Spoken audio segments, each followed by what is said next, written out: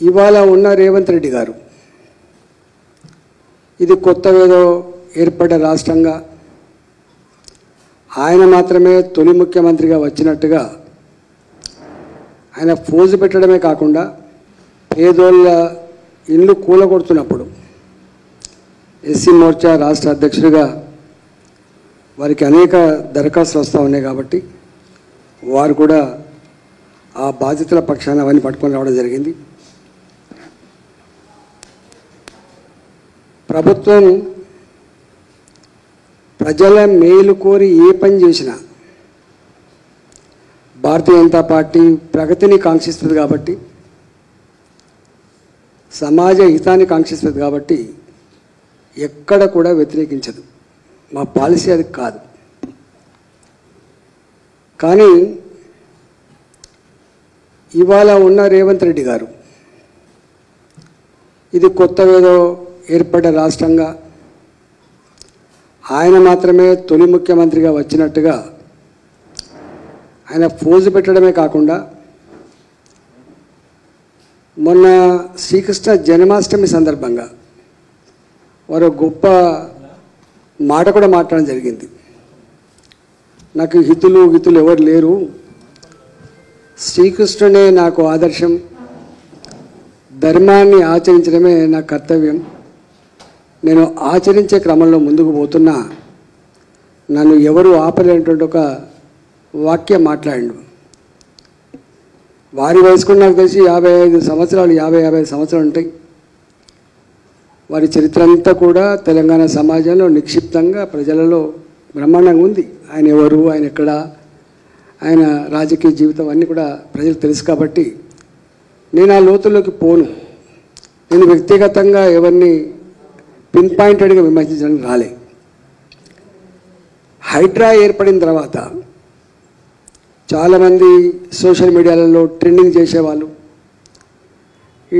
ఇట్లాంటి వాడికి ఎమోషనలైజ్ అయ్యి ఆహా ఓహో అనేవాళ్ళు, కొంతమంది ఎందుకో కానీ అవగాహన ఉన్నప్పటికీ కూడా ఇది గొప్ప ప్రగతి కాముకమైనటువంటి చర్య అని చెప్పేవాళ్ళు. ఒక ఆయనైతే ఏకంగా రాబిన్ హుడ్తో పోల్చిన సందర్భాన్ని మేము చూసినాం. మేము వాళ్ళకు కూడా వ్యతిరేకం కాదు. నాలాల ఎంక్రోచ్మెంట్ రామ్నగర్లో ఒక్క నాలా ఎంక్రోచ్మెంట్ తొలగిస్తే నా రామ్నగర్ ఏరియా మొత్తం వరదలో మునిగిపోకుండా ఈరోజు ఆ రామ్నగర్ ప్రజల్ని కాపాడగలిగినాం. అంటే ఒక్క నాలా తొలగిస్తేనే ఇంత సహాయము జరిగింది. కాబట్టి నాలాల ఆక్రమణను కూడా ప్రభుత్వం ఉపేక్షించదు. మీరు కూడా జిల్లాలలో, నేను ఇవాళ మహబూబాబాద్ వరంగల్కి చెప్పట్లేదు, తెలంగాణ రాష్ట్రంలో ఉన్న అన్ని జిల్లా కలెక్టరేట్లకు ఈ నుంచి నేను ఆదేశాలు ఇస్తున్నా. మీ ప్రాంతాలలో ఎక్కడైనా చెరువులు కానీ నాలాలు కానీ ఆక్రమించుకుంటే మీరు మొత్తం వాటిని లిస్ట్ అవుట్ చేయండి. కోర్టులలో ఏమైనా పెండింగ్ కేసులు ఉంటే ఆ కేసులను కూడా పరిష్కరించుకోవడానికి ప్రత్యేకమైన న్యాయవాదులను నియమించుకోండి.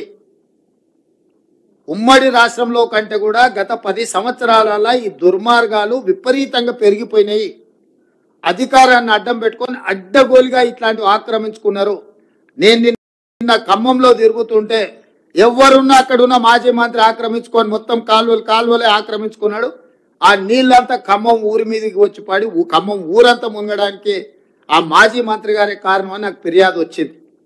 వీటిని వాస్తవాలను పరిశీలించి దాని మీద కఠినమైన చర్యలు తీసుకోవడానికి అవసరమైన చర్యలు చేపట్టాలని చెప్పి రెవెన్యూ మంత్రి గారికి సూచన చేసిన, కలెక్టర్ గారికి కూడా, ఖమ్మం కలెక్టర్ గారికి కూడా నేను ఆదేశాలు ఇస్తున్నా. దాని రిలేటెడ్ ఇష్యూస్ ఏమున్నా అవి హైకోర్టులో ఉన్నాయా, లోయర్ కోర్టులో ఉన్నాయా, ఇతర శాఖల దగ్గర ఏమైనా మేనేజ్మెంట్ జరిగిందా, ఆ కబ్జాలకు సహకరించిన అధికారుల మీద చర్యలు తీసుకోవడానికి అవసరమైన చర్యలు తీసుకోవాలి. ప్రభుత్వం నుంచి అనుమతి తీసుకోవాలి. కోర్టులలో ఏమైనా కేసులు పెండింగ్ ఉంటే వాటి మీద కూడా స్పష్టమైన నిర్ణయం తీసుకోవాలి. ఎందుకంటే ఇంకా ఉపేక్షిస్తే ఇంకా అది మనల్ని కబలిస్తుంది. ఇవాళ జరుగుతున్న పరిణామాలు, పేదోళ్ళ ప్రాణాలు, ఆస్తుల నష్టం పోయిన తర్వాత కూడా ఇంకా ప్రభుత్వం మీనమేషాలు లెక్క పెట్టుకుంటూ కూర్చుంటే ఇది మంచిది కాదు. కాబట్టి నేను స్పష్టంగా మీడియా మిత్రుల ద్వారా తెలంగాణ రాష్ట్రంలో ఉండే అందరు అధికారులకు నేను ఆదేశాలు ఇస్తున్నా. ముఖ్యంగా చెరువులను ఆక్రమించుకున్న ఎంతటి వారున్నా తొలగించాల్సిందే. దీనికి మొదట నివేదికలు తయారు చేయండి. హడావిడి చేయడం వల్ల ప్రయోజనం లేదు. పకడ్బందీగా నివేదికలు తయారు చేసి ఆక్రమణలు గుర్తించి అవసరమైతే కోర్టు నుంచి అనుమతి తీసుకుందాం. ఈ ఆక్రమణలు తొలగించడానికి విధి విధానాలు పాటించుకుంటూనే పక్కాగా చర్యలు తీసుకుందాము. ప్రభుత్వం ఇది ఒక ప్రత్యేక కార్యాచరణ కింద తీసుకుంటుంది. ఈ ప్రభుత్వం ప్రాధాన్యతతో కూడుకున్న పనులలో చెరువుల యొక్క ఆక్రమణలను, నాలాల ఆక్రమణలను తొలగించేది చాలా అత్యంత ప్రాధాన్యతతో కూడిన కార్యక్రమంగా తీసుకుంటాం. మేము రకరకాలుగా స్పందిస్తున్నారు నాయకులు. కొంతమంది ఈయననే ఇప్పుడే ముఖ్యమంత్రి అయినా, ఇప్పుడే వచ్చిండా అని. అవునాయన, నేను ఇప్పుడే ముఖ్యమంత్రి అయినా, ఇప్పుడే అధికారం వచ్చింది, అధికారం పేద ప్రజలకు ఉపయోగిస్తున్నాను. నేను ఇన్నాళ్ళు మీ చేతుల అధికారం ఉండి మీరు ఆ ప్రభుత్వంలో మీరు మంత్రిగా పనిచేసారు. మీరు ఆక్రమించుకుంటుంటే కళ్ళు మూసుకొని ఉన్నారు. ఇప్పుడు నేను కనీసం చేయాలనే ప్రయత్నం చేస్తున్న కొంతమంది నాయకులు మాట్లాడుతున్నారు. నేను వాళ్ళ పేర్లు ప్రస్తావించదలుచుకోలేదు, ఎందుకంటే ఇది కొంత ప్రజలు ఇబ్బంది పడుతున్న, కష్టపడుతున్న సందర్భం. పెద్ద రాజకీయాలకు తావియదలుచుకోలేదు. ఇక రెండవది, అమెరికాలో జల్సాలలో మునిగి తేలుతున్నాయని కూడా ట్విట్టర్లో మా ప్రభుత్వాల మీద, మంత్రుల మీద దాడి చేస్తున్నాడు. నిజంగానే నీకు కన్సర్న్ ఉంటే 4 రోజుల నుంచి ప్రతిపక్ష నాయకుడు ఒక పలుకు కూడా పలకలే, బయట కూడా కనిపిస్తలేడు. ఆయన ఎక్కడున్నాడో తెలియదు. ఆయన పుత్రుడు అమెరికాలో జల్సాలు చేసుకుంటూ ఆయన ప్రభుత్వం మీద బురద జల్లే ప్రయత్నం చేస్తుడు. 4 రోజుల తర్వాత మేము ప్రశ్నిస్తే ఇవాళ ఒక ఆయన బయలుదేరాడు, సూర్యాపేట పోయినట్ట, ఆ నుంచి ఖమ్మం పోయినట్ట. 100 ఎలుకలు తిరిగిన పిల్లి తీర్థయాత్రలు పోయిందంట, ఇంక ఇట్లాంటి తప్పులు చేయనని. 10 ఏళ్ల నుంచి ఆక్రమించుకున్నది మీరే. ఖమ్మంకు వెళ్ళిన మాజీ సాగునీటి పారుదల శాఖ మంత్రి హరీష్ రావు గారు, మిమ్మల్ని సూటిగా నేను అడుగుతున్నా, మీ మాజీ మంత్రి పువ్వాడ అజయ్ ఆక్రమించుకున్న కాలువల్ని తొలగించడానికి మీరు ఖమ్మంలో డిమాండ్ చేయగలరా? నేను మీ దగ్గరికి అధికారులను పంపిస్తాను. ఎందుకంటే మీరు గతంలో చెరువులకు సంబంధించిన minor irrigation and major irrigation మినిస్టర్గా మీరు పనిచేసినారు.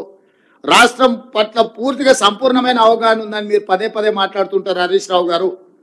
పువ్వాడ అజయ్ ఆక్రమించుకున్న కాలువలను తొలగించడానికి మీరు చిత్తశుద్ధితోని మీరు సహకరిస్తారా?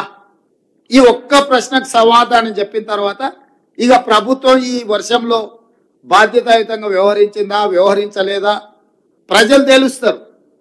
మేము బాధ్యతాయుతంగా వ్యవహరించకపోతే ప్రజల దగ్గరికి మేము వెళ్ళగలిగే వాళ్ళం కాదు. ప్రతి క్షణం మా మంత్రులు కార్యాచరణ స్థానికంగా ఉన్నారు.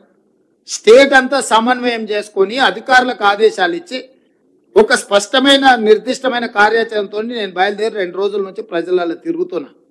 ఇది మా ప్రభుత్వం యొక్క చిత్తశుద్ధి.